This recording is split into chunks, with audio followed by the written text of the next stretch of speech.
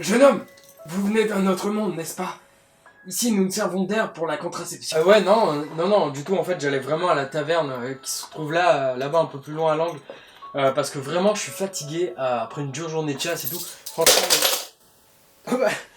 Ah, j'avais pas vu.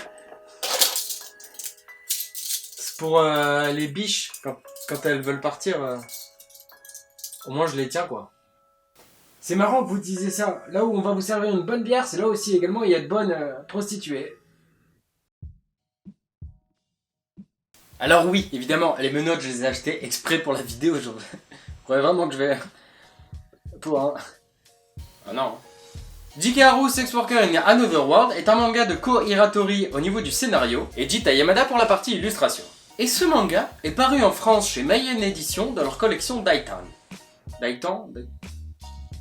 J'ai peur de niquer la prononciation. Haru est une travailleuse du sexe. Mais sachez avant tout qu'elle est originaire de notre monde. En effet, un jour, alors qu'un camion fonçait à toute allure vers elle, un garçon s'est alors élancé pour tenter de la sauver. Tenter, oui, parce qu'elle s'est quand même fait écraser.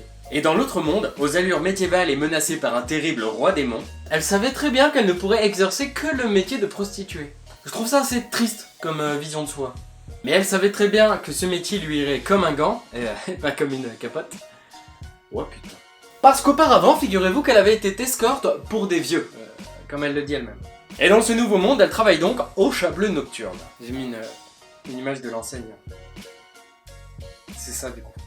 Établissement qui à première vue est une taverne, mais qui fait également maison close. Mais figurez-vous qu'elle a tout de même déjà eu l'idée de changer de métier. Mais malheureusement, si t'as envie de changer de métier dans un monde qui est vraiment sexiste, c'est un peu compliqué. C'est-à-dire que déjà pour une femme, aller seule au restaurant, c'est très mal vu dans ce monde, enfin dans leur monde à eux.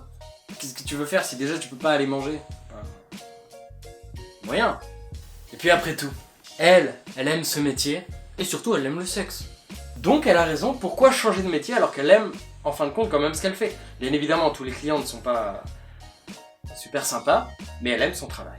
Elle jouera de ses charmes afin d'obtenir un bon classement, parce que oui, elles ont aussi un classement des prostituées de l'établissement. Elle est 7ème d'ailleurs, voilà, je vous le dis. Mais elle souhaite également monter dans le classement afin de gagner plus d'argent et mettre de l'argent de côté. Shiba, le lycéen qui avait tenté de la sauver, s'est également retrouvé dans ce monde. Super! Sauf que lui, déjà il est là en tant qu'aventurier, mais surtout, il est cheaté. Parce qu'en fait, le dieu qui les a envoyés là, en fait comme il tapait bien la discute et qu'il s'aimait bien, et en fait il lui a donné des stats un peu démesurées quoi. Super, donc par exemple XP x 16 par rapport aux autres. Mais il semble, par-dessus tout, avoir le petit béguin pour notre cher Haru. Si ça, ce sent pas un peu l'histoire d'amour malgré la prostitution et qu'un tas de mecs lui passent dessus, alors là, je veux bien qu'on me note. Non, faut que j'arrête avec les mots. Un aventurier complètement cheaté et une travailleuse du sexe dans un autre monde. En fin de compte, tout semble se passer tranquillement pour nos deux jeunes héros. Arriveront-ils à retourner dans notre monde et aussi peut-être en auront-ils envie? Haru pourra-t-elle changer de métier ou alors décidera-t-elle de rester une travailleuse du sexe pour le restant de ses jours? Et Shiba, qui à première vue n'est qu'un simple otaku et qui finalement s'avère être quelqu'un qui réfléchit peut-être un peu plus que ce qu'elle n'aurait pensé, s'immisce petit à petit dans la tête d'Haru. Que deviendront nos jeunes héros dans ce monde médiéval? Vous avez 2 heures. C'est une blague. Si vous faites un pavé en commentaire, ça va être long quoi. Scénaristiquement, je vais pas m'en cacher, je trouve que c'est parfois un peu tendu lors de la lecture. De mon point de vue, le fait que l'on soit dans un autre monde à une époque bien différente ne justifie pas forcément tout ce que l'on peut lire. En tout cas, pour viser un grand public sur son tome 1, je trouve ça un peu difficile. Après, le titre, il est assez explicite, hein, on sait clairement ce qui va se passer dedans. Jikaharu, Sex Worker in Another World. Ça veut pas dire Martine va cueillir des pommes. En tout cas pour ma part, j'espère et je souhaite que le titre aura une belle évolution dans le sens où il y aura un peu moins de trucs axés sur la prostitution, le cul et les trucs bizarres qu'on peut trouver dans ce monde, mais plus sur vraiment le monde en lui-même et l'aventure, le roi démon et tout ce qui s'ensuit, parce que comme je l'ai dit de toute façon, on sent que l'héroïne n'a pas forcément envie de rester sur son travail de prostituée. Et le monde a l'air assez vaste et tout de même très intéressant. Donc, en fait, j'ai une plus grosse curiosité à découvrir le monde que son métier sur lequel, en fait, on va vite tourner en rond parce que elle se fait ses clients, quoi. Et si c'est que des trucs là-dessus, ça va vite être, je pense, redondant et ennuyeux. Parce qu'il faut pas l'oublier, dans le monde, en fait, il y a plusieurs catégories de personnes et il y a aussi des personnages qui sont présentés d'une certaine manière pour qu'on ait envie de plus les aimer que d'autres et que ça nous intrigue d'autant plus. Dont les deux personnages principaux, déjà, où on sait que le héros est cheaté. Donc si on sait qu'il est cheaté, c'est qu'il a un certain avantage. Et en soi, je trouve ça intéressant à exploiter. Et si au final, si le héros, contrairement à Haru, du coup, est un peu moins mis en avant, je trouve qu'au bout d'un moment, ce sera un peu lassant. À mon avis, c'est pas forcément ce qui va se passer. Et j'espère en tout cas qu'il y aura une belle évolution sur le tome 2. Je vous dirai ça dans tous les cas sur Instagram. Probablement, ou alors dans les revues achat manga si j'ai lu le tome 2 au moment où je fais la petite vidéo.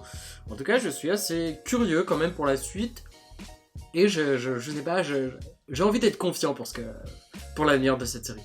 Graphiquement par contre, c'est vraiment super bien dessiné, c'est hallucinant, et je trouve ça parfois, lors de la lecture, je me suis dit que c'était peut-être un peu dommage que cet illustrateur travaille sur un truc de cul. Parce que clairement, on pourrait le voir dans des trucs d'heroic fantasy ou même de dark fantasy, je pense que son style pourrait correspondre.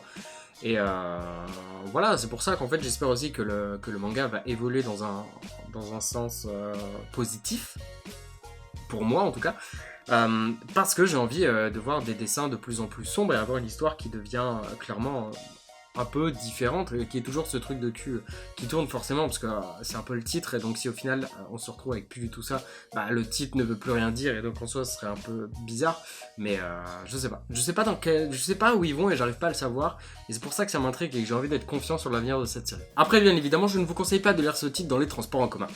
Pourquoi ? Tout simplement parce qu'en fait, comme il y a beaucoup de cul, les gens vont vous regarder bizarrement. Ou alors vous allez tomber sur quelqu'un de totalement ouvert d'esprit, et ce sera la rencontre, le coup de foudre, le flash control comme on dit. Et waouh, un titre donc qui m'intrigue fortement, qui me laisse croire à une continuité positive. Quant à moi, je vais retourner écrire de prochaines vidéos, parce que vous savez, j'ai beaucoup de titres à écrire, beaucoup de titres à lire et tout ça. Et on se retrouve très bientôt pour de prochaines vidéos. J'espère en tout cas que tout se passe bien pour vous malgré ce reconfinement qui a été annoncé. J'espère que vous n'êtes pas confinés, et si vous l'êtes, faites attention à vous, c'est très important. Quant à moi, je vous laisse avec le traditionnel bisous sur les fesses. Non pas chérie, je suis en train de me dire bisous sur les fesses, là du coup comme on parle de cul ça marche bien, non ?